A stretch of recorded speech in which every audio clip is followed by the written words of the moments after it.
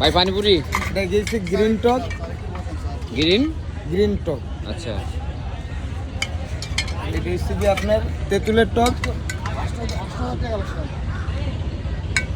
এরপরে হচ্ছে কি আপনার পাগলা টক। এটা কি টক ভাই? পাগলা টক। এরপরে হচ্ছে কি আপনার মিষ্টি টক। এটা না? হ্যাঁ, এটা হচ্ছে মিষ্টি টক। এরপরে হচ্ছে আপনার বোম্বাই মরিচের টক। বোম্বাই মরিচের টক। এরপরে জলফির টক। এটা হচ্ছে জলফির টক। ভালো তো ভাই? হ্যাঁ, ভালো। এরপরে হচ্ছে আপনার দই টক। দই টক? হ্যাঁ, দই টক।